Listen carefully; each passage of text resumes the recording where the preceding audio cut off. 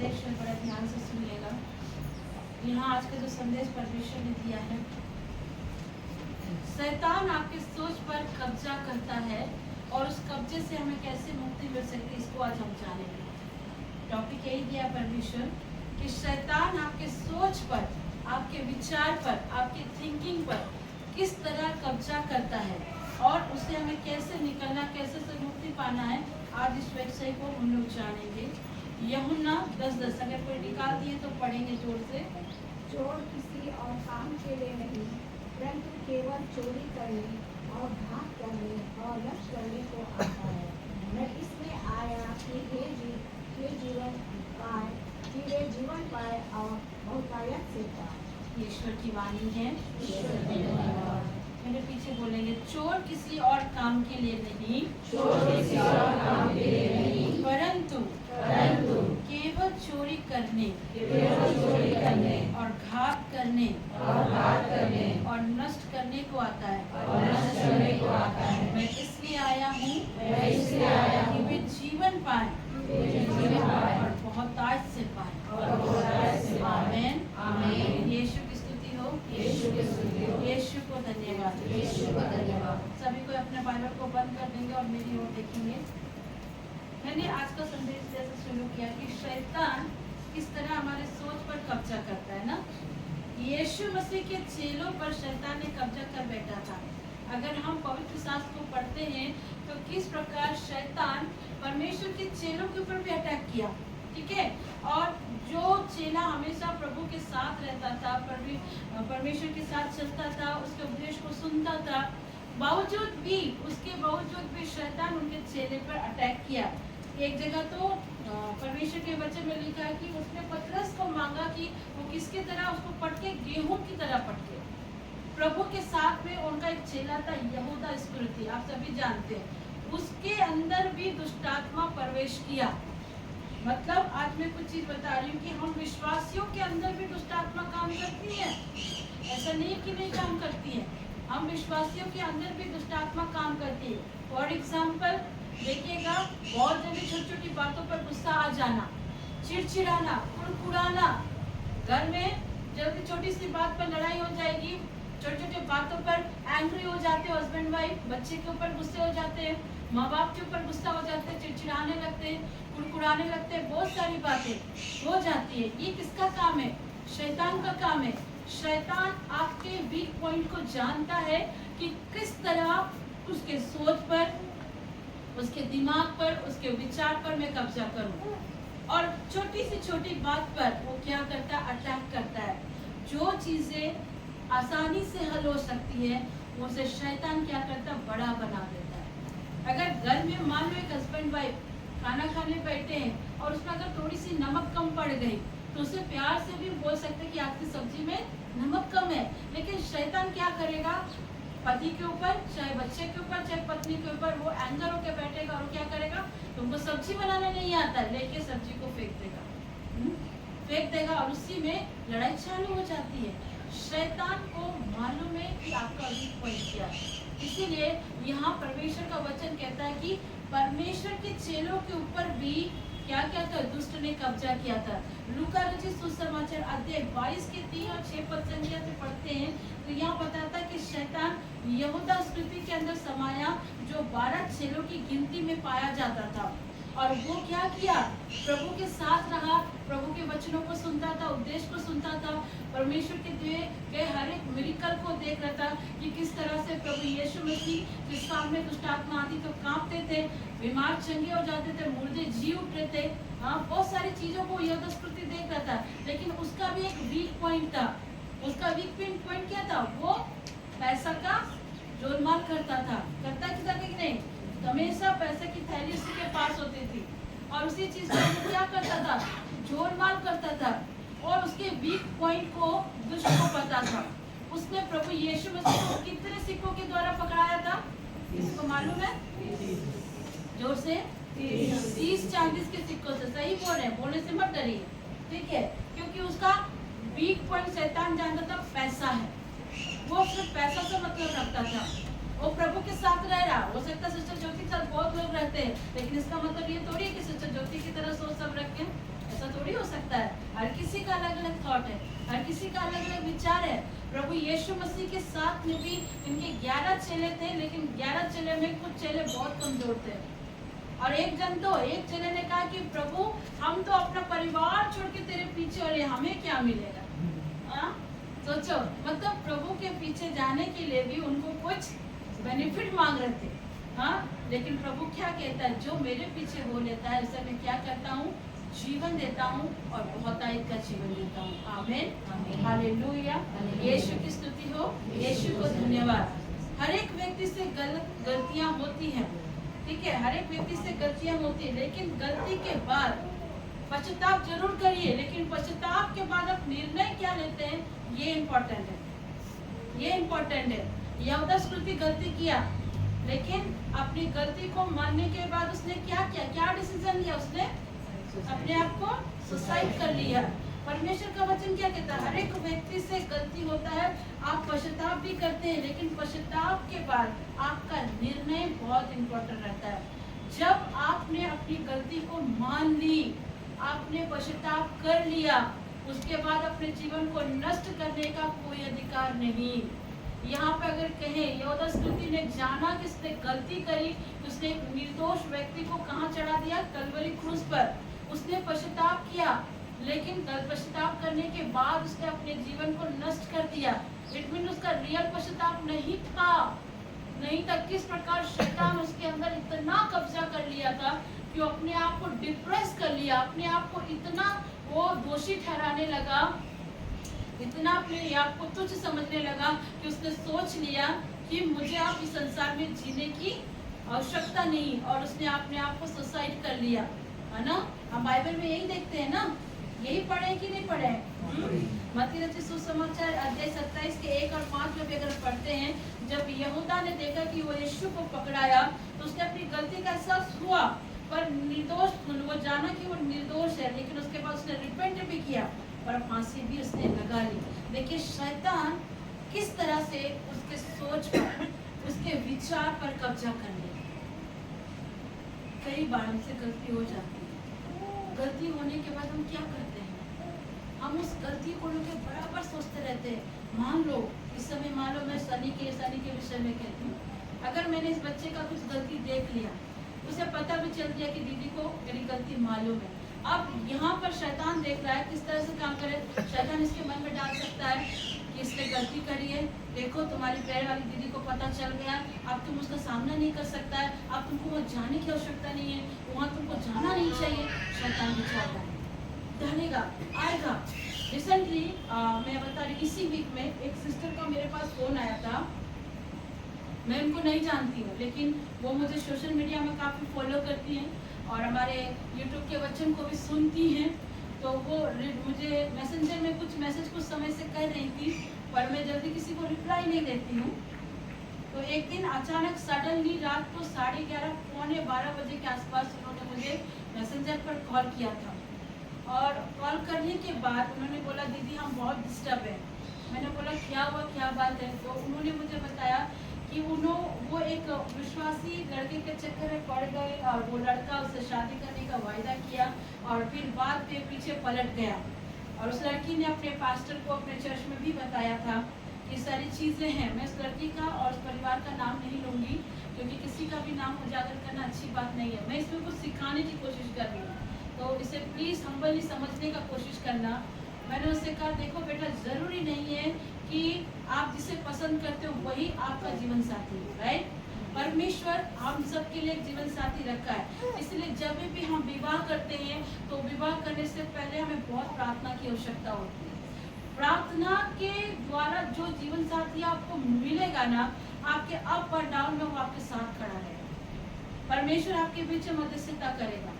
और इस लड़की का कहना था, जब उनसे बातें हुई तो ये कहती है हमारे चर्च में पता चल गया है, अब मैं चर्च नहीं जाऊंगी। देखो शैतान इसके सोच पर कैसे कब्जा कर लिया था। वो कहती है मेरी बदनामी हो जाएगी, क्योंकि चर्च की पास्टर की वाइफ को भी मालूम है, मेरे चर्च वाले लोगों को भी मालूम है, मेरी बदनामी हो जाएगी, मैं अब चर्च कैसे जाऊंगी, अपने पादरी को फेस कैसे करूंगी। मैंने उससे कहा, उस लड़के ने सिर्फ बातें कही है, आपकी ना एंगेजमेंट हुई है ना आपकी शादी हुई। आप ईश्वर को धन्यवाद दो कि आपको परमेश्वर ने एक गलत रिश्ते में जाने से आपको बचाया है। ये बहुत बड़ी बात है। आप ये देखते हो कि आपकी लाइफ खराब है, उससे आपकी शादी नहीं हो गई, उससे आपका एंगेजमेंट नहीं हो गया, आपको समय रहते परमेश्वर ने बचाया। लेकिन यहाँ पर इस लड़की के सोच पर शैतान ने कैसे काम किया कि मैं चर्च नहीं जाऊंगी। और शैतान का मुख्य हथियार रहता है कि अब वो अपने लोगों को क्या करे, प्रभु से दूर रखे। इस लड़की ने भी थॉट डाला कि मैं चर्च नहीं जाऊंगी, मेरे पास फेस करने का हिम्मत नहीं, मैं कैसे फेस करूंगी। तब मैंने उसे एक टेस्टिमनी बताया। मैंने कहा जब मैं आपकी एज पर थी उस समय मेरे साथ भी ऐसी घटना हो गई थी और मैं भी यही सोचती थी कि मैं चर्च नहीं जाऊंगी। मुझे लगता था चर्च जाऊंगी तो मैं अपने पास्टर को, अपने पादरी को फेस कैसे करूंगी, अपने लोगों को फेस कैसे करूंगी। शैतान ने तो यहाँ तक मेरे अंदर विचार डाला था कि आपकी तो सब कुछ, सारा चीज डिस्ट्रॉय होगी, अपने आप को सुसाइड कर लो। अगर उस वक्त मैं शैतान के सोच पर काम करती तो शायद आज मुझे आप लोग नहीं देख पाते। पर मैंने उसकी आवाज को क्या किया, डिस्कनेक्ट किया। मैंने परमेश्वर के पास आई और जब मैं प्रभु के पास आई तो प्रभु ने मुझसे क्या किया, जो शरीर को घात करे उससे मत डरो, लेकिन जो शरीर और आत्मा को घात करे उससे डरो। अगर कोई व्यक्ति तुम्हें धोखा देता है तो उससे तुमको निराश नहीं होना, अपने परमेश्वर के पास जाना है। परमेश्वर तुम्हारे लिए बेस्ट से बेस्ट, उत्तम से उत्तम चीजें रखी है। हालेलुया, यीशु की स्तुति हो, यीशु को धन्यवाद। मैं चर्च जाती थी, जब मैं चर्च करती थी लोग मुझे इस तरह से देखते थे कि मैंने कुछ बड़ा गलती कर दी। दुष्ट बहुत तरह से काम करता है, मैं आपको बता रही, बहुत तरीके से लोग मुझे इंगित करते थे। मुझे डर लगता था कि मैं चर्च कैसे फेस करूंगी। मैं भी सोचती थी मैं चर्च नहीं जाऊंगी, सारे लोग मुझे इस तरह से देखते बोल करके। और शैतान का तो मोटो ही यही था कि मैं चर्च जाना छोड़ दूं, प्रभु के वचनों को सुनना छोड़ दूं। लेकिन परमेश्वर का धन्यवाद हो, जहाँ जिस चर्च में मुझे इतनी सारी सुनने को पड़ती थी, लोग मुझे इंगित करते थे और जो परिवार जानते हैं वो लोग मेरे पीठ पीछे भी बुराई करते थे। मैं ईश्वर को धन्यवाद देती हूँ कि खुदा बाप ने मुझे ऐसे लोगों से भी मिलाया। अगर ये लोग मेरी निंदा नहीं करते तो आज मैं परमेश्वर के इतने करीब कभी नहीं होती। एक बहन चर्च जाती थी, हमारे आरसी मिशन की ही सिस्टर है, चर्च जाती थी और जाती थी तो हमेशा देखती थी कि चर्च के बगल सीट में कोई बिस्किट खा रहा है, तो कोई पानी पी रहा है, कोई फोन चला रहा है, कुछ कर रहा है। वो बहुत डिस्टर्ब होती थी। एक दिन उसने फादर से कहता है, फादर के पास जाके बोलते, पादरी साहब मैं और चर्च नहीं आऊंगी। तो बोलते हैं फादर क्यों आप चर्च नहीं आएंगे? नहीं, यहाँ वचन सुनने आते हैं, लेकिन यहाँ पे तो लोग इधर देखो तो लोग इधर बिस्किट खा रहे, कोई चाय पी रहा, कोई क्या करता फोन चला रहा, क्या चला रहा। तो पादरी साहब ने से कहा ठीक है बहन, आप एक काम करना, लास्ट संडे एक बार आ जाओ। उसने बोला ठीक है पादरी साहब, आप बुला रहे हैं तो हम लास्ट संडे आपके पास जरूर आएंगे। तो बोला जब तुम लास्ट संडे को आओगी ना, एक गिलास लेना और उसमें पूरा पानी भरे रहना। क्या बोलना? पूरा पानी को भरे रहना, पूरा फुल होना चाहिए, गिरना नहीं चाहिए, फुल होना चाहिए। और उस पानी को लेके तुम सीढ़ियों से आना, वेदी तक जाना, फिर वेदी से लेकर सीढ़ी के नीचे ग्राउंड तक जाना, फिर वहां से लेकर तुम क्या करना, वेदी तक फिर आना। ऐसे करते करते जब तक मिसा चलेगा तब तक तुम यही काम करना। तो उसने बोला ठीक है फादर, आप बोलते हैं तो हम करेंगे, क्योंकि हम लोग तो फादर का बात बहुत सुनते थे और सुनना भी चाहिए, क्योंकि वो हमारे क्या है, आत्मिक पिता है। ठीक है, तो ऐसा हुआ, संडे का रोज पहुंचा।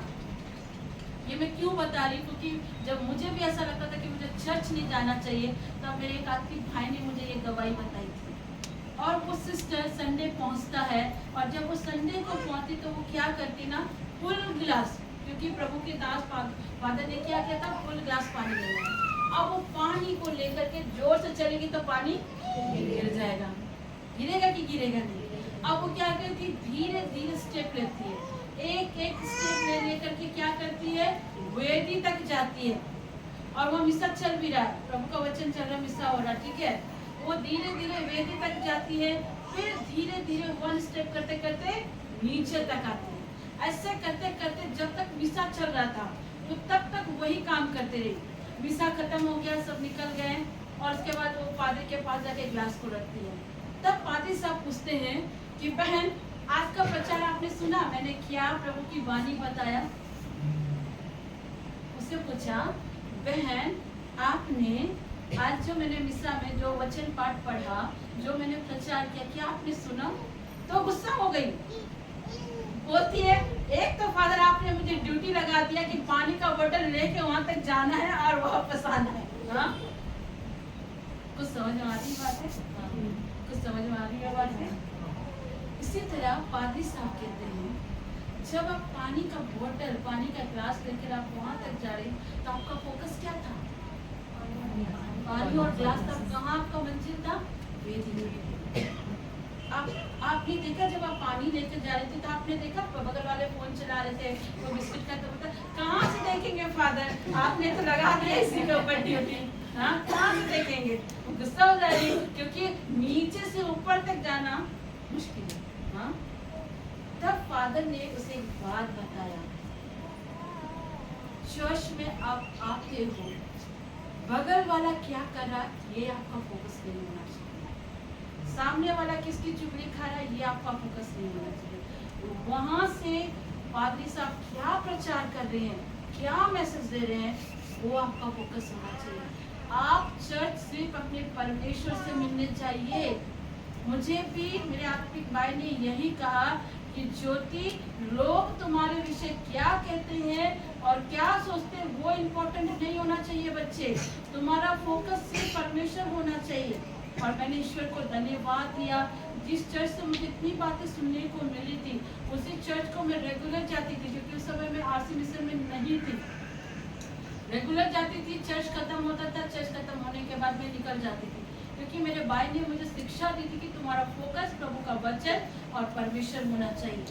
और जिन लोगों ने मुझे मेरे पीठ पीछे ताना मारते थे, बहुत सारी बातें बोलते थे, खुदा का शुक्र है 2019 में परमेश्वर ने उसी चर्च के पुलपिट से मुझे प्रचार करवाया।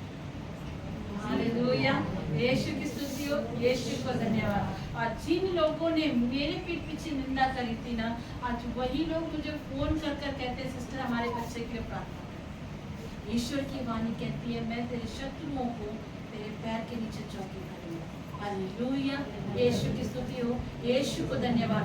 शैतान मेरी सोच पर कब्जा कर सकता था, वो मुझे उस फांसी तक लटका सकता था, लेकिन मैंने उसकी बातों को ना सुनकर मैंने परमेश्वर की ओर फोकस किया।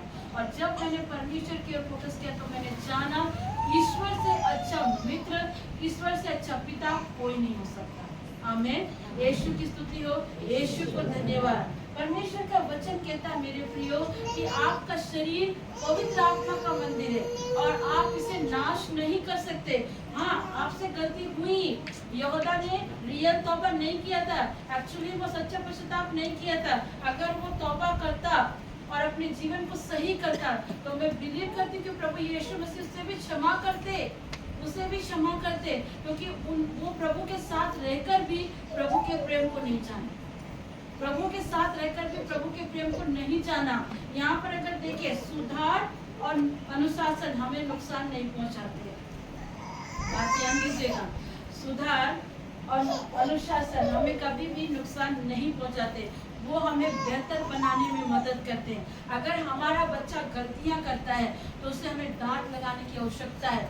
नीति वचन में लिखा, तुम अपने बच्चे पर छड़ी उठाते हो तो कोई गलत नहीं करते हो, छड़ी मारने से तुम्हारा बच्चे की मृत्यु नहीं हो जाएगी, वरन उसे गलत करने से तुम रोकोगे। नीति वचन में लिखा है, हे मेरे पुत्र, अगर तू आज मेरी शिक्षा को सुनता है तो ध्यान से सुन, मैं तुझसे क्या कहता हूँ। हालेलुया, यीशु की स्तुति हो, यीशु को धन्यवाद। एक बात बता दूं, गलती हो जाती, बड़ी बड़ी गलतियां होती है, वैसे सिस्टर से भी गलतियां हुई, ऐसे थोड़ी है कि मुझसे गलती नहीं हुई होगी, मैं भी मनुष्य हूँ, बड़ी बड़ी गलतियां हो सकती हैं। लेकिन गलती हो जाने के बाद, मान लीजिए पति पत्नी में लड़ाई हो भी गई, बाइबल बताती है अगर आपके बीच में लड़ाई हो जा रही है तो शाम होने से पहले पहले अपने गलतियों को, एक दूसरे को सॉरी बोलो, माफ करो। और आप अगर माफ नहीं मांगते, सॉरी नहीं बोलते ना, तो शैतान को मौका मिल जाता है। कई बार तो पति पत्नी लड़ते हैं और एक ही बेड में जाएंगे, लेकिन अलग अलग मुंह करेंगे, अलग अलग मुंह करके सोएंगे। करते हैं कि नहीं करते? और कितने दिनों तक बात नहीं करेंगे, 1 हफ्ता, 2 हफ्ता, तीसरा हफ्ता तो बात करना ही पड़ेगा भाई। खाना नहीं दोगे तो वो करेगा क्या? हाँ, और खाना नहीं खाओगे तो तुम ड्यूटी कैसे जाओगे? हाँ, शैतान आपकी सोच पर कब्जा करता है। अगर किसी बात को लेकर लड़ाई होती है तो उसे तुरंत माफी मांग लो। आप माफ करेंगे, आप छोटे नहीं होंगे। हमारे परमेश्वर ने क्या कहा है, अगर तेरा संगी मित्र, अगर तेरा भाई, अगर तेरी पत्नी, अगर तेरा बच्चा 10 बार भी गलती करे, 7 बार भी गलती करे, 7 के 70 गुना बार भी गलती करे, तो तू उसे माफ कर। ये हमारी क्रिश्चियनिटी का एक बहुत बड़ी आशीष है। मैं अन्य सब चीज़ों में नहीं जानती, लेकिन मैं बाइबल पढ़ के इतना तो जान चुकी हूँ कि प्रभु ने हमें सिखाया है कि जिस तरह उसने मेरे पाप को क्षमा किया, उसी तरह हम दूसरों के भी पाप को क्षमा करें। और अगर आप अपनी पत्नी का, अपने पति का, अपने बच्चों के पाप को क्षमा नहीं करते हैं, तो आप ये कैसे एक्सपेक्टेशंस करते हैं कि प्रभु आपको माफ करे? परमेश्वर जो निष्कलंक मेमना था, जिसने कोई गलती नहीं करी थी, उसने आपके पापों को, उसने आपके श्रापों को, उसने आपकी बीमारियों को अपने ऊपर उठाया और कलवरी क्रूस पर गए। और जब वह क्रूस पर भी गए तो उन्होंने क्या कहा, हे पिता उन्हें क्षमा कर, क्योंकि ये नहीं जानते हैं ये क्या कर रहे हैं। जब हमारा पिता, स्वर्गीय पिता हमारी गलतियों को माफ कर सकता है, तो क्या हम अपने परिवार की गलतियों को माफ नहीं कर सकते हैं? कर सकते हैं या नहीं कर सकते? या ध्यान दीजिए, एक तो यहूदा स्मृति को शैतान ने कब्जा किया, और दूसरा पतरस को। अगर पतरस की गलती को देखें, लूका रचित सुसमाचार अध्याय 22 के 61 से 62 में पढ़ते हैं कि प्रभु ने पतरस की ओर मुड़ कर देखा जब वो इनकार किया था। जब प्रभु पकड़ाए गए तब पतरस को डर लगा और उसने प्रभु का क्या किया, इनकार किया। कितनी बार? 3 बार इनकार किया। लेकिन जैसे ही प्रभु ने उसे मुड़ कर देखा तो पतरस को प्रभु की कही हुई बातें याद आई और वो फूट फूट कर रोने लगा और वो रिपेंट करना प्रारंभ किया।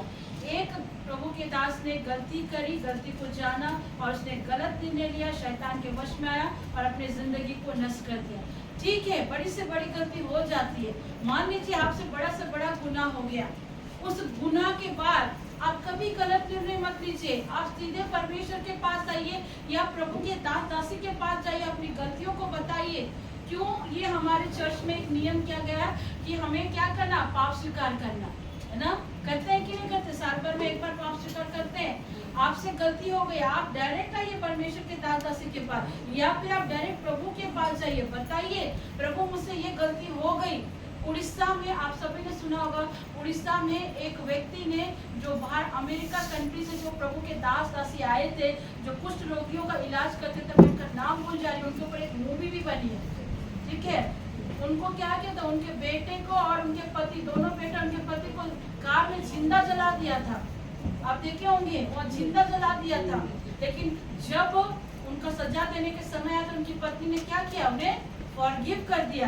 और जब उस व्यक्ति को फॉरगिव किया, वो व्यक्ति प्रभु में आ गया। आज वो व्यक्ति प्रभु का चर्च चलाता है। आप लोग ध्यान दीजिएगा, शैतान बहुत तरीके से काम कर सकता है, लेकिन जब आप अपने सोच को प्रभु की ओर डाइवर्ट करते हैं, प्रभु से प्रार्थना करते हैं, वो आपके सोच पर भी कंट्रोल करता है। एक चीज कह रही हूँ, आप अपने सोच विचार को और अपनी जुबान को खुद से कंट्रोल नहीं कर सकते, खुद से नहीं कंट्रोल कर सकते। इसको कंट्रोल करने के लिए आपको परमेश्वर के पास जाना होगा। जब आप सुबह उठते हैं, आप एक ही बात कहिए, प्रभु मेरे परिवार को आशीष दे, मेरे घराने को आशीर्वाद कर, मेरे सोच, मेरे विचार पर, मेरे जुबान पर आप पहरा रखें। हालेलुया। और जब आप ऐसा करते हैं तो क्या होता है कि परमेश्वर आपके होठों पर पहरा रखता है, आपके सोचों पर पहरा रखता है। आमीन। यीशु की स्तुति हो, यीशु को धन्यवाद। यूहन्ना 21 का 15-19 में देखते हैं कि पतरस क्या था, यीशु मसीह को जानता था और वो पवित्र आत्मा को भी जानता था। इसलिए वो पश्चाताप करने के बाद एक सच्चा प्रभु का दास बना। उसने आत्महत्या नहीं की। उसने 3 बार भले इनकार किया था प्रभु का, लेकिन उसने 3 बार उसने इकरार भी किया प्रभु के प्रति अपने प्रेम को लेकर। जब प्रभु ने पूछा, पतरस क्या तू मुझसे प्रेम रखता है? तो उसने कहा, हाँ प्रभु मैं तुझसे प्रेम करता हूँ। उसने क्या कहा, मेरी भेड़ों को चरा।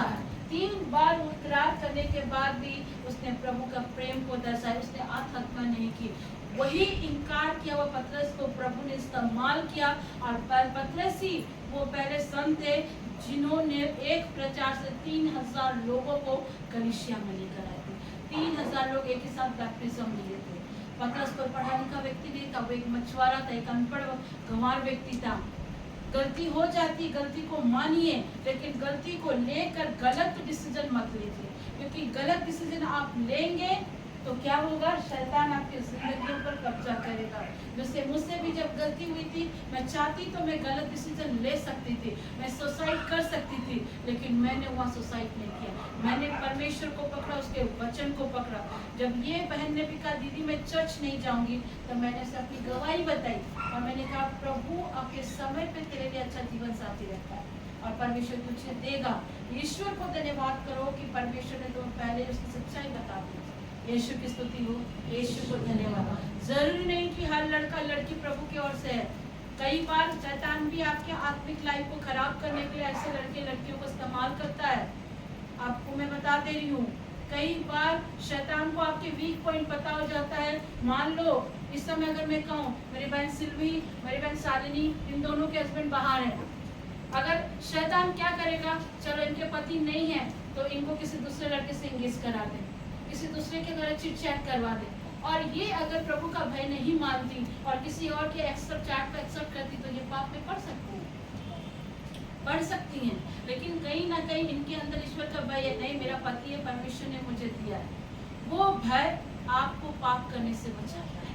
हालेलुया, यीशु की स्तुति हो, यीशु को धन्यवाद। शैतान को अपने सोच पर कब्जा मत होने दीजिए। शैतान कई बार आपको इतना डरा देगा, इतना डरा देता। देखना बहुत लोगों का, एक बहन से मैं बात कर रही थी, उसके लिए प्रार्थना भी मैंने किया और मैंने कहा कि प्रभु सब कुछ ठीक कर सकता है, आप मत घबराइए, हमारा परमेश्वर महान है। वो क्या कहती, हाँ जी सिस्टर जी, हम जानते हैं कि प्रभु सब कुछ कर सकते हैं, सब कुछ कर सकते हैं, लेकिन सिस्टर जी हमारे घर में यही प्रॉब्लम है। आपके लिए प्रार्थना हुआ और आप फिर भी कह रहे हो सिस्टर जी हमारे लिए यही प्रॉब्लम है, तो आप ना तो प्रभु के बात पे विश्वास कर रहे हो, ना परमेश्वर की दासी के ऊपर विश्वास कर रहे हो, तो आपके घर में दुष्ट आत्मा कैसे कब्जा ना करे? जब वहां पर आपको प्रभु का वचन कह रहा है कि जो तुम्हारे अंदर है वो संसार से बड़ा है, इट मीन्स प्रभु सबसे बड़ा है। दुष्ट आत्मा, तंत्र विद्या, जादू टोना में इतनी शक्ति नहीं है। मैं बराबर कहती हूँ, अगर जादू टोना, तंत्र विद्या, दुष्ट की शक्ति में इतनी सामर्थ होती ना, तो हमारे आर्मी भाइयों को बॉर्डर में लड़ने की आवश्यकता नहीं होती।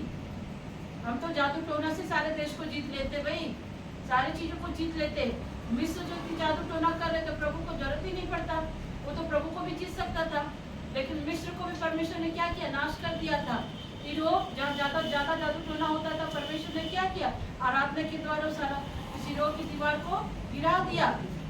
शैतान बहुत तरह से कब्जा करता। आज आपको ये जानना कि आपका वीक पॉइंट क्या है, किस चीज से मैं ज्यादा डिस्टर्ब होता हूँ, किस बात को लेकर मैं ज्यादा चिंतित होता हूँ, उस चीजों को आपको सोचना है। जब परमेश्वर ने, भाई मानशु, जब परमेश्वर ने आपकी पत्नी को बच्चा दिया है ना, तो आप लिख लो कि आपके बच्चे को कोई शैतान की ताकत मार नहीं सकती, क्योंकि वो बच्चा परमेश्वर का दिया हुआ फल है।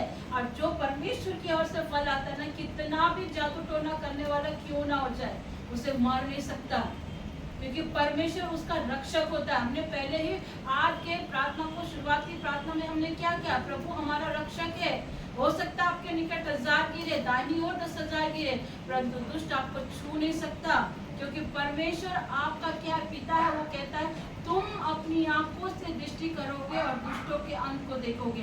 पहले आप परमेश्वर को नहीं जानते थे, इसलिए शैतान ने आपके बच्चों को ऐसा किया। लेकिन अब जब आप प्रभु के पास आए हो, तो मैं आपको मुंह पर कहती हूँ कि आपके बच्चे को हानि नहीं पहुंचा सकता, क्योंकि परमेश्वर हमारा रक्षक है। परमेश्वर हमारा सरस्थान, हमारा ऊंचा गढ़ और बल है। वो परमेश्वर कहता है कि जादू टोना, तंत्र विद्या की कोई भी चीजें आपको डिस्ट्रॉय नहीं कर सकती। शैतान आपको डैमेज जरूर कर सकता है, लेकिन वो आपको डिस्ट्रॉय नहीं कर सकता। हालेलुया, यीशु की स्तुति हो, यीशु को धन्यवाद। मेरे प्रियो, जादू टोना में लेकिन इतना डरना नहीं है। इसको खत्म करने के लिए आपको सिर्फ प्रभु के लहू को क्लेम करना है और उसके वचनों को बोलना है, क्योंकि शैतान यीशु के लहू से बहुत डरता है। शैतान यीशु के कहे हुए वचन से डरता है। आपको अपने पावर का भी इस्तेमाल करना है, अपने जुबान से यीशु के वचन को बोलो, यीशु के लहू को बोलो। प्रभु मेरे सोच पर, मेरे विचार पर, मेरे हर एक चीज पर परमेश्वर आप कब्जा करिए और जब आप परमेश्वर से ये कहते हैं तो परमेश्वर आपके जीवन, आपके घर परिवार पर अधिकार लेता है। हालेलुया, यीशु की स्तुति हो, यीशु को धन्यवाद। वचन संहिता 46:1 में लिखता है कि परमेश्वर हमेशा हमारे साथ रहता है। इस वचन से सीखें, प्रभु हमेशा हमारे साथ रहता है। कोई मेरे साथ जल्दी से कुलुस्सियों की पत्री 2:5 खोल दीजिए। मैं आज आपको बताना चाहूंगी कि प्रभु कैसे आपके साथ रहता है। कुलुस्सियों की पत्री, कुलुस्सियों नया नियम है, कुलुस्सियों की पत्री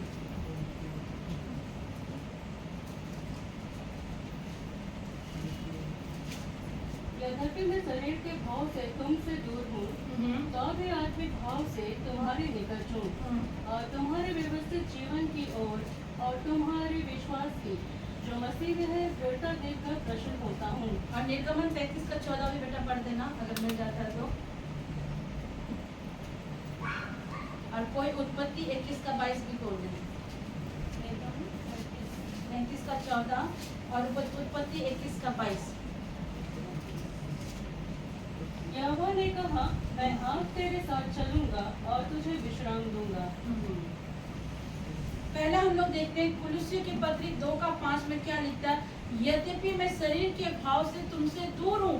परमेश्वर का वचन क्या कह रहा है, यद्यपि मैं शरीर के भाव से तुमसे दूर हूँ तो भी आत्मिक भाव से तुम्हारे निकट हूँ, और तुम्हारे विधि अनुसार चरित्र और तुम्हारे विश्वास की जो मसीह में दृढ़ता से देखकर मैं प्रसन्न होता हूँ। संत पौलुस कहते हैं कि शारीरिक रूप से हम प्रभु कृष्ण को नहीं देख सकते, शारीरिक रूप से हम परमेश्वर को नहीं देख पाते, लेकिन आत्मिक रूप से, स्पिरिचुअल वे से परमेश्वर आपके निकट है, वो आपके साथ है। और निर्गमन 33:14 में लिखता है कि वो परमेश्वर कहता है कि मैं आप ही तेरे साथ चलूंगा और तुझे क्या दूंगा, विश्राम दूंगा। और उत्पत्ति 1:22 में वहाँ लिखता है, उन दिनों में ऐसा हुआ कि अबीमेलेक अपने सेनापति फिकोर को संग लेकर इब्राहिम से कहने लगा, जो कुछ तू करता है उसमें परमेश्वर तेरे संग रहता है। ये तो नहीं कह रहा संग रहेगा, रह चुका है, ये बात तो नहीं कह रहा।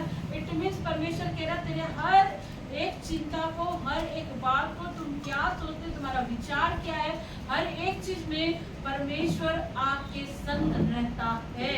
हालेलुया, यीशु की स्तुति हो, यीशु को धन्यवाद। और वही परमेश्वर कहता है ये पहला यूहन्ना 3:20 में, क्योंकि परमेश्वर, बोलिए परमेश्वर, हमारे मन से बड़ा है और सब कुछ जानता है। निकाल के पढ़ लीजिए, बाइबल में लिखा हुआ है कि परमेश्वर हमारे मन से बड़ा है और वो सब कुछ जानता है। ये तो नहीं कह रहा कि वो जानेगा, जानूंगा, नो, वो प्रेजेंट में ये बात कह रहा। खोल के एक बार देख लीजिए, पहला यूहन्ना 3:20 यही लिखा है कि नहीं लिखा है? पहला यूहन्ना 3:20 पढ़ के देखिए, वहाँ क्या लिखा है। क्योंकि पढ़िए, किसी को मिल गया तो पढ़ देंगे। क्योंकि परमेश्वर हमारे मन से बड़ा है और सब कुछ जानता है। क्या कह रहा, वो हमारे और वो क्या जानता है, इट मीन्स परमेश्वर आपके मन से भी बड़ा है, और आप क्या करते हो, क्या सोचते हो, आपके जीवन में क्या चल रहा है, किस परिस्थिति से आप गुजर रहे हो, सारी बातें परमेश्वर को मालूम है। हालेलुया, वो जानता है। वो ये नहीं कह रहा कि वो जानेगा, वो कहता मैं जानता हूँ मेरे बच्चे कि इस समय तुम्हारे साथ क्या स्थिति गुजर रही है। वो कह रहा है कि मैं जानता हूँ मेरे बेटे कि तुम किस हालात से गुजर रहे हो। वो परमेश्वर कहता कि तुम्हारा मन जो है ना, मन बहुत चंचल है, इस मन में बहुत सारी बातें आती है, इस मन को आप अपने से कब्जा नहीं कर सकते, और शैतान भी मन में बहुत सारी बातों को डाल देता है, बहुत सारी चीजों को डाल देता है। हाँ, किसी चीज का प्रार्थना का उत्तर नहीं मिला तो शैतान तुरंत हमारे मन में क्या डालता है, अरे इतना दवा खा लिए, इतना प्रेयर करवा लिए, कुछ नहीं हासिल होगा, छोड़ो, जैसा लाइफ जीना वैसा चलेगा। तुरंत दुष्ट आपके मन को कब्जा करता है। एक दिन प्रार्थना को उत्तर नहीं मिला, बस मन में आके किसी चीज को ले दुआ कर रहे। अभी हमारी सिस्टर सलीना, शालिनी, श्वेता प्रार्थना करे बच्चों के लिए, ठीक है, और भी सिस्टर लोग प्रार्थना करें, बाकी सारी सिस्टर को मिलते जा रहा है। इन 4 बहनों को अभी तक नहीं मिला तो इनके मन में भी विचार आ सकता है इतना दुआ करे, संगति कर रहे, फास्टिंग कर रहे, दवा खा रहे, कुछ नहीं हो रहा। नहीं जाना चाहिए संगति प्रार्थना, नहीं कुछ करना चाहिए, शैतान डालेगा। उसके बाद चलो उसका बच्चा को देख लिया तो बस रोना शुरू, उसके घर में कुछ प्रोग्राम हो रहा तो रोना शुरू। अरे शैतान तो यही चाहता है कि तुम नेगेटिव हो जाओ, तुम नेगेटिव बात को सोचो, तुम हर चीज से दूर हो जाओ। लेकिन उसी जगह तुम ये कहते हो कि प्रभु की वाणी ने कहा है वो मुझे देगा तो देगा। हमें प्रभु की वाणी कहता वो मेरे ट्यूमर को गला चुका है तो गला चुका है। प्रभु की वाणी कहता वो मेरे अंडे को बड़ा कर रहा तो कर रहा है। प्रभु की वाणी कहता है कि मैं तेरे हाथ को ठीक कर रहा हूँ तो कर रहा हूँ। दीदी समझ में आ रही है बात? मैं हाथ को ठीक कर रहा हूँ तो कर रहा हूँ, मैं अंडे को बढ़ा रहा हूँ तो बढ़ा रहा हूँ। आपको ईश्वर की वाणी पर खड़ा हो जाना चाहिए। शैतान आएगा, बार बार बोलेगा। देखो मैंने एक आप लोगों को गवाही बताई थी ना, कैसे एक सिस्टर अंकुर का वहाँ गई थी और वहाँ उसने 2 बैल मांगे थे प्रार्थना में, और जब 1 से 1.5 महीना हो गया, 1.5 से 2 महीना 3 महीना हो गया, जब उसको बैल नहीं मिले तो उसने प्रार्थना करना बंद कर दिया। और उसको हर दिन ड्रीम में आता था कि 2 बैल आसमान से उतरते थे और सांप उसका मुंह खोल करके उसको काट जाता था। वो सपने का उसको मालूम ही नहीं चल रहा था। एक दिन वो अपने पादरी के पास गई और बोलती, पादरी साहब हम 2-3 महीना से एक ही सपना को देखते हैं कि स्वर्ग से 2 बैल उतरता है और सांप उसको खा जाता है। तब पादरी साहब ने बोला, बहन जी आप कहीं आपने रिट्रीट अटेंड किया था, कहीं आपने प्रार्थना अटेंड किया था और आपने वहाँ प्रभु से बैल मांगे थे? बोला हाँ जी हमने मांगा तो था, हमने दुआ करी 1.5 महीना 2 महीना 3 महीना 6 महीना बीत गए पादरी साहब, बैल तो मिले नहीं, तो मैंने प्रार्थना करना बंद कर दिया। मैंने प्रार्थना करना बंद कर दिया। आप जब दुआ करते हो ना, फैक्ट जानो शैतान मध्य में है। परमेश्वर से फेंका जरूर हो, पृथ्वी फेंका, लेकिन कुछ शैतान मध्य में भी, मध्य आकाश में भी। दानियल की भी प्रार्थना को शैतान ने रोका था मध्य आकाश में। जिस दानियल की प्रार्थना को 1 दिन में आने का था, उसका उत्तर आने में 7 दिन लगा था। और स्वर्गदूत मिकाएल ने क्या कहा था कि दानियल आपकी प्रार्थना का उत्तर जब मैं लेकर आया था तो मेरी युद्ध हो गई थी शैतान से, उससे लड़ते लड़ते मुझे 7 दिन बीते, उसके बाद में आपकी प्रार्थना को लेकर आया। आपका प्रार्थना का उत्तर अगर नहीं आ रहा तो समझो कुछ तो वहाँ हो रहा होगा। इसलिए जब तक आपको प्रार्थना को उत्तर नहीं मिल रहा, आप निरंतर प्रार्थना करो, निरंतर अपनी चंगाई के लिए प्रार्थना करो, निरंतर अपने बच्चे पाने के लिए प्रार्थना करो। ठीक है 1 साल हो गया, बच्चे की प्रार्थना की आशीष नहीं मिली, कोई बात नहीं, मैं नेक्स्ट फिर प्रार्थना करूंगी। क्या हन्ना ने क्या बोला? 1 साल से दुआ करी, रब्बी ने यहोवा ने मुझे बच्चा नहीं दिया, मैं दुआ नहीं करूंगी, मैं प्रभु के भवन नहीं जाऊंगी। उसकी सौतन बनिंदा ऐसे उसको सताती थी कि देख यहोवा ने तेरे कोख को बंद रखा, तू तो बांझ है। हन्ना ने कभी भी उसको पलट जवाब दिया? क्या उसने कभी भी शैतान की बातों को एक्सेप्ट किया? वो क्या करती थी, ठीक है इस साल प्रभु ने बच्चा नहीं दिया, नेक्स्ट ईयर जरूर देगा, वो नेक्स्ट ईयर फिर मंदिर जाती थी। ठीक है दूसरा साल उसने बच्चा नहीं दिया, तीसरा साल फिर वो मंदिर जाती थी। ऐसे करते करते मुझे लगता 10-12 साल बीत गए थे। हन्ना को 10-12 साल से भी ज्यादा बीत गए थे, बच्चा नहीं हो रहा था। लेकिन उसने शैतान को कभी भी हावी होने नहीं दिया, वो निरंतर प्रभु के भवन पर गई। उसने अपने सौतन की बात को भी, ताना को भी उसने कभी भी दिल पर नहीं लिया, क्योंकि वो जानती थी जो यहोवा परमेश्वर बुढ़ापे की उम्र में सारा को बच्चा दे सकता है, बुढ़ापे की उम्र में इलिशिबा को बच्चा दे सकता है, राहेल और लिया को बच्चा दे सकता है, वो मुझे भी दे सकता है। ऐसा विश्वास आपको रखना पड़ेगा भाई, ऐसा विश्वास रखना पड़ेगा आपको। 2 मिनट की प्रार्थना, 2 मिनट का संगति, 2 मिनट का बाइबल, 2 मिनट के पास कुछ नहीं होने वाला। अभी प्रार्थना किया, थोड़ी देर किसी ने कुछ आपको बोल दिया, मन विचलित हो गया, नहीं प्रार्थना नहीं करेंगे, चलो बच्चा अडॉप्ट कर लेते हैं। 2 मिनट किसी ने कुछ बोल दिया, कई फंक्शन अटेंड नहीं करेंगे, ऐसा नहीं करना नहीं तो पिटाई लगाऊंगी। ठीक है प्रभु कहता है कि मेरे साथ चलो, समझ पा रही है बात? प्रभु कहता है मेरे साथ चलो, अपने समय पर मैं तुझे बलवंत करूंगा, क्योंकि प्रभु कहता है मैंने कहा है मैं करूंगा। क्या हुआ? इस साल नहीं दिख रहा है, नेक्स्ट ईयर जरूर दिखेगा, नेक्स्ट ईयर नहीं दिखा, उसका नेक्स्ट ईयर जरूर दिखेगा। प्रभु की वाणी कभी भी नहीं करती है। आकाश और पृथ्वी की बातें टल सकती हैं, लेकिन प्रभु की कही हुई बातें कभी नहीं टलेंगी, कभी नहीं, मीन्स कभी नहीं। आप लोग अश्विता की बात कर रहे हैं, जो शनि से पूछना, असिता आंटी जानती है इनको, जानते हैं लोग भी। इतने साल, 14 साल यही होते हैं क्या? 14 साल तक उन्होंने इंतजार किया। ईश्वर तो आपको उतना देर इंतजार भी नहीं कराएगा। निरंतर प्रार्थना करें, निरंतर। जैसे प्रार्थना को उत्तर नहीं आ रहा तो इसका मतलब ये नहीं कि प्रार्थना करना बंद कर दो ना।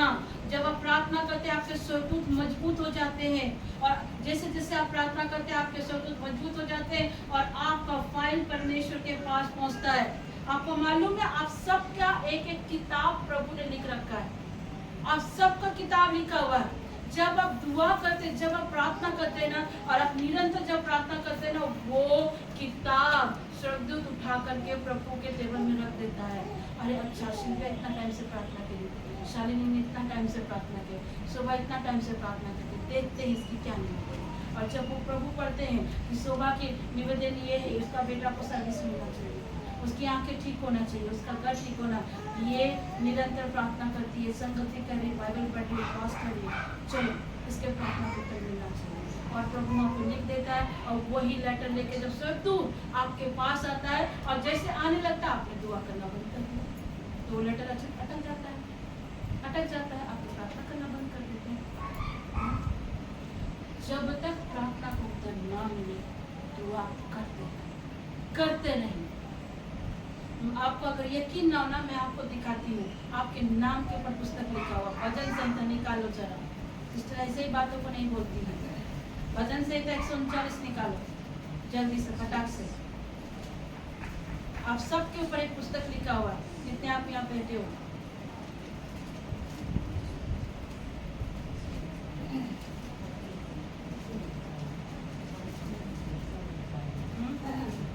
निकाल लिया?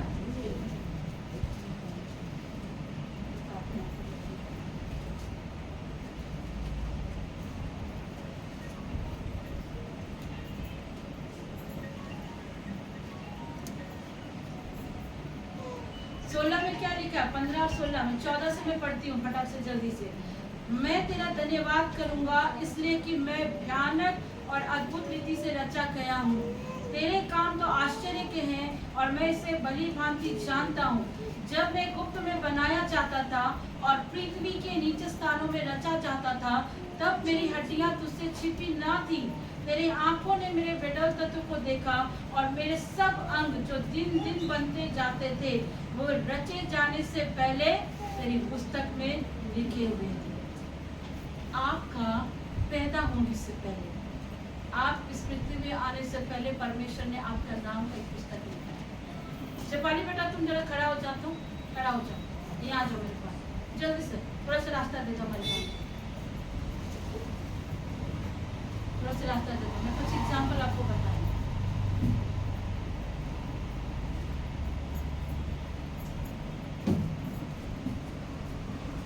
छठा महीना है ना बहन का भी, ये हमारी शेफाली बहन है, ठीक है, और अभी प्रभु में आ रही है, ठीक है, प्रभु का धन्यवाद करते हैं।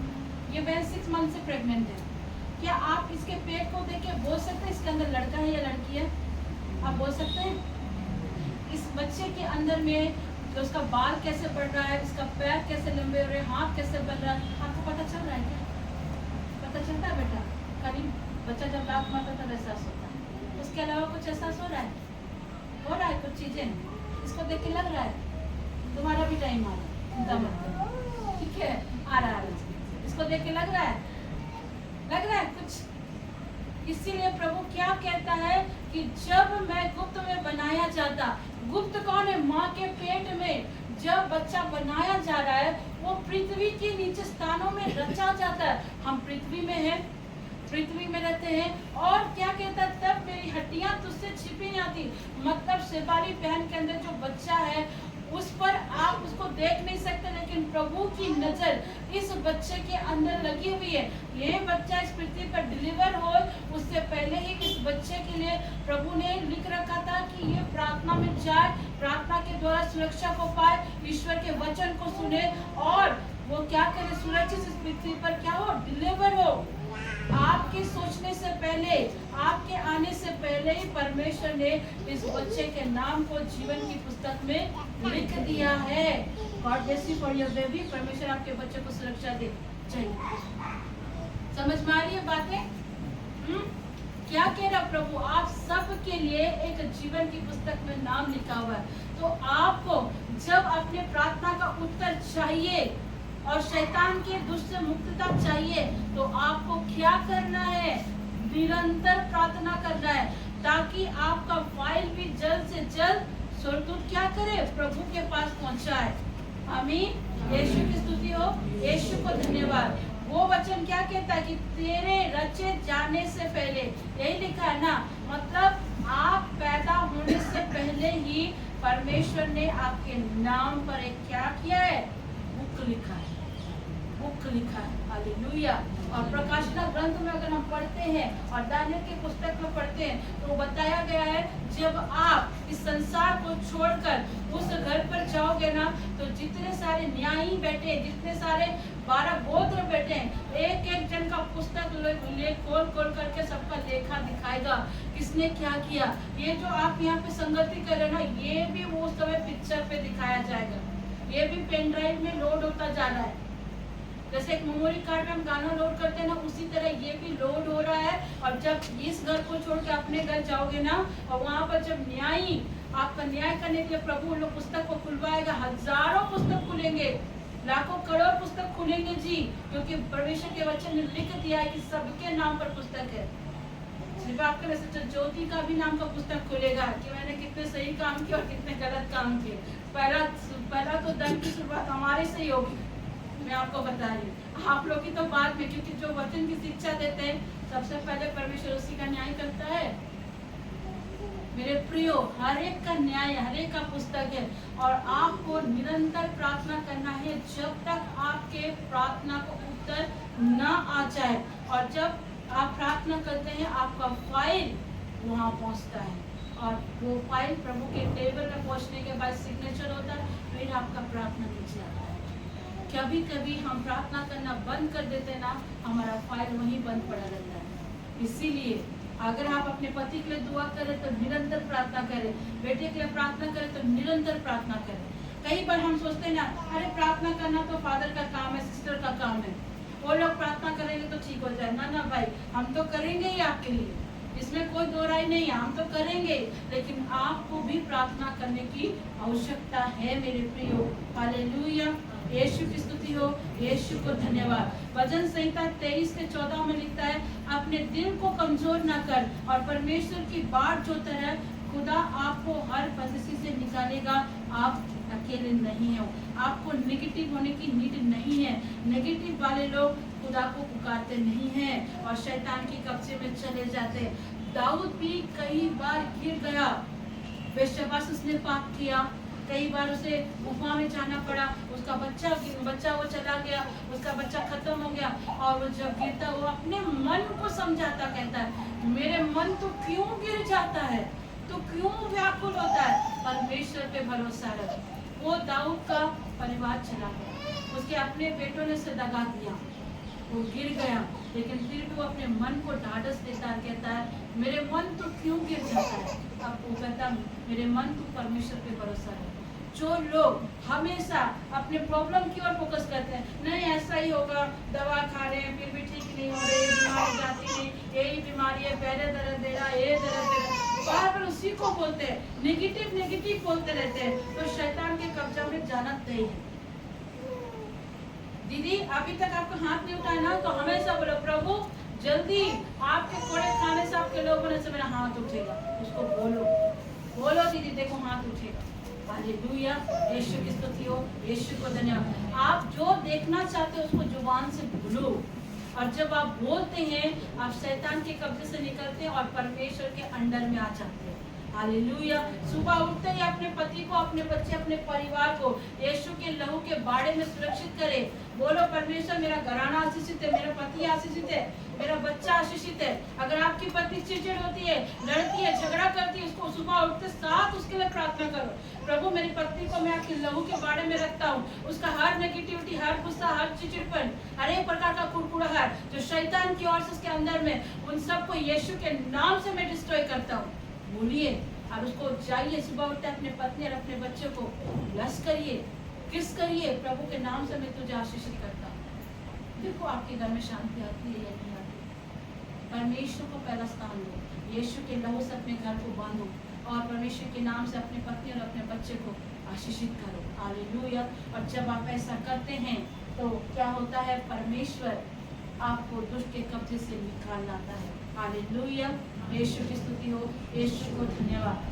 पाप हमेशा लुभाता है और हानि का कारण बनता है। देखना, अधिक पैसा भी हमें नुकसान में डुबाता है।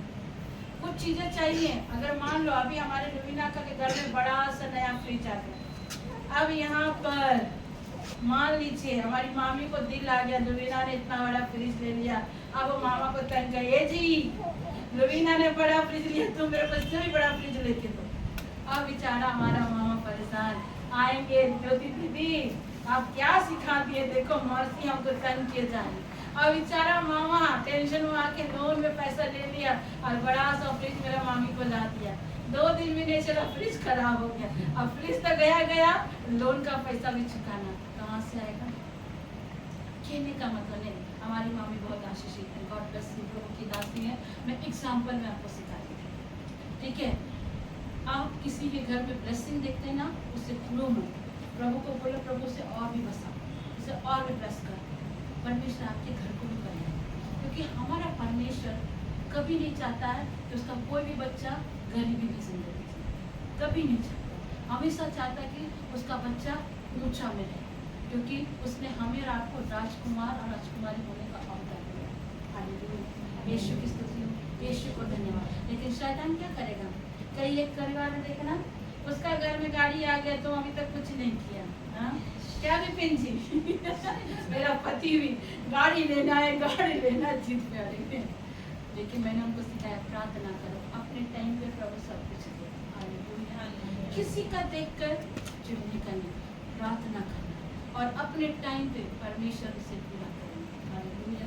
लेकिन लोभ में आकर कि उसने वो लिया मुझे भी लेना, और लोभ में आकर पाप करना अच्छी बात नहीं। एक परिवार दूसरे के घर की चीजों को देखकर उसने भी काफी अमाउंट लोन में ले लिया, सब कुछ तो उसने ले लिया, लेकिन लोन अमाउंट जब वो चुकाने नहीं सका, वो अपनी पत्नी को खेती में जाने दिया, घर में आकर उसने विष खा लिया। क्या फायदा, तुमने सारा सामान तो ले लिया, सब कुछ तो दिला दिया, और जब तुम चुकाने नहीं सके तुम तो आत्महत्या करके चले गए। लेकिन जो तुमने लोन में लिया तो वो भी चला जाएगा, ना तो तुमने सुख होगा ना वो होगा, जिसका सामान था वो चला गया। शैतान हमेशा लुभाता है, बहुत सारे स्कीम को लाता है। आप लोग देखते होंगे टीवी के नीचे और बहुत सारे ऐप में लिखता है ना, इस नंबर पे संपर्क करें, खोया हुआ प्रेम वापस मिल जाएगा, इस नंबर पे संपर्क करें, बच्चा मिल जाएगा, इस नंबर पे संपर्क करें, प्रेमिका को प्रेमी मिल जाएगा, इस नंबर पे संपर्क करें। हाँ, नीचे में एक एडवर्टाइजमेंट होता है, इस बाबा जी से मिलना, इस गुरु जी से मिलना। हमारी एक बहन गई भी थी, बता रहे, और वहाँ जाने के बाद ऐसा कुछ नहीं हुआ। उनको पहले लिया 25,000 का हम यज्ञ करेंगे, और बाबा जी अंदर में बैठ कर बस दारू का बोतल और मुर्गा खा रहे, और बोलते नेक्स्ट टाइम आना, और आओगी तो और 25,000 लगेगा। उस नंबर को कांटेक्ट करके वो वहाँ चली गई बाबा जी लोग के पास में। यीशु मसीह को छोड़ा कोई हमेशा जादू टोना ये तंत्र विद्या वाले लोग क्या बोलते हैं, काला मुर्गी लाना, 51 किस्म का फूल प्रसादी लाना, वो घर में पूजा पाठ करती है, और बाद में क्या करते हैं, मुर्गी को लेकर चले जाते हैं। ले जाते हैं कि नहीं, मैं हाँ ले जाते हैं कि नहीं ले जाते। तो मुझे एक बात बताओ, उस मुर्गी के द्वारा तुम नजर उतारे, ठीक है, उसका तुम नजर उतारे, और वो मुर्गी को तुम खा रहे, तुमको नजर नहीं आएगा। हाँ, तुम तो अच्छा खासा उल्लू बना दे रहे हो। लेकिन हमारा परमेश्वर क्या कहता है, विश्वास से मेरे पास आओ और विश्वास से मांगो और प्रतीति करो तो तुम्हें मिलेगा। यीशु की स्तुति हो, यीशु को धन्यवाद। मेरे प्रियो, यीशु परमेश्वर जी कई बार टफ टाइम से गुजरे, पर उन्होंने शैतान को अपने पर वश करने नहीं दिया, पर उन्होंने शैतान को बचे किया, और वो क्या हुए, मारे गए, गाड़े गए, और तीसरे दिन चीख उठे, और उन्होंने हमारे हर पाप को अपने पर लिया, हमें उद्धार दिया, और उसने शैतान को रक्षित कर दिया है। मेरे प्रियो, हम हमेशा उन लोगों को कैसे दोषी ठहरा सकते हैं जो हमारे लिए दुआएं करते हैं, हमसे प्यार करते हैं, हम कैसे उन्हें नाखुश करें। जो हमारे लिए प्रार्थना करते। ठीक है, पति पत्नी है, थोड़ा हो जाता है, लेकिन ये थोड़ी कि आप अपना पति को छोड़ दो, अपनी पत्नी को छोड़ दो, ऐसा नहीं होता है। हाँ, थोड़ी बहुत बात हो जाती है, थोड़ा बहुत अप डाउन हो जाता है। कई बार हमारा रवीना कभी मुझे डांट देती, कई बार मामी भी डांट देती, तो क्या मैं इनसे नाराज हो जाऊँ? नहीं, क्योंकि ये लोग भी मेरे लिए प्रार्थना करते हैं। हमारी संध्या दीदी इस समय बिहार पर है, वो भी कई बार मुझे डांट लगा देती है, वो बोलती तू प्रभु की दास की बात कर, जो मेरी बहन है तो मेरा अधिकार है, तो क्या मैं इनसे गुस्सा हो जाऊँ? नहीं। डांट कई बार हमारी भलाई को लाता है, और आपको कोई डांटता है या दो बात बोल जाता है, अपने दिल में मैल करके मत बैठिए। शैतान हमेशा ऐसे कोशिश करता है, इसलिए माफ़ करना सीखिए, प्रार्थना करना सीखिए। हम उनके विरुद्ध कैसे जाएं जो हमारे लिए दुआएं करते हैं। हालेलुया। अपने आप को सेकंड थिंग, और अपने आप को भी तकलीफ देकर दूसरों को खुश करने की कोशिश मत करना कि चलो उसको खुश करने के लिए हम सब अपना लुटा दें और बाद में हम कंगाल बने। एक काम नहीं करना कि उसको खुश करने के चक्कर में अपना घर सारा लुट गया भाई और हम अपने कंगाल बने। तो दूसरों को भी खुश करने के लिए अपने आप को तकलीफ नहीं देना है। कई बार गुस्सा और घमंड जब आता है तो हम खुद को सजा देते हैं, परमेश्वर की नजर में हम खुद को सजा देते हैं। इसलिए खुदा ने कहा है शरीर को हमारे पापों के लिए कुर्बान करना है, गलत चीजों से हमें अलग रहना है। परमेश्वर कहता है, संत पौलुस ने कहा अपने शरीर को, मैं अपने शरीर को मारता कूदता हूँ, मैं इसे बस में लाऊं। तो हर उन चीज़ों से दूर रहें जो परमेश्वर से आपको अलग करता है। एक दूसरे को माफ़ करें, एक दूसरे को प्यार करें, और सबसे बड़ी बात ईश्वर के वचन को पढ़ें और उसको प्रेरित करें। मेरा गॉड ब्लेस यू। प्रभु आपसे